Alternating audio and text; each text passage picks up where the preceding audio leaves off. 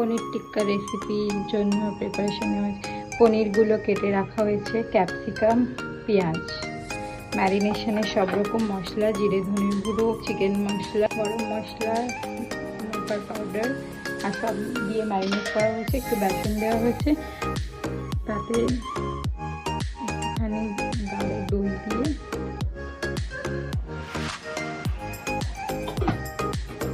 সর্ষের তেল দিয়ে এগুলো ম্যারিনেট করা হলো।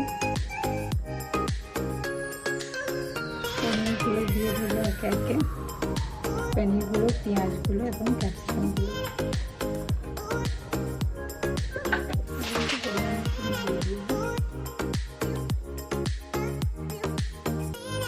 ভালো করে মিক্স করে নিলাম। এবারে এগুলোকে ভিজিয়ে রেখেছিলাম,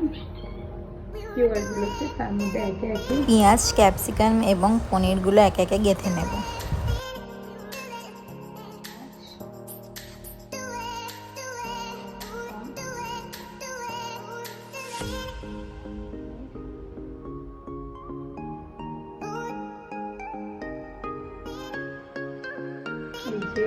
টিক্কাটা রেডি করা হয়ে গিয়েছে। এবার এয়ার ফ্রায়ার দিয়ে জাস্ট ফ্রাই করা হবে। ফ্রায়ার মধ্যে ভালো করে রেখে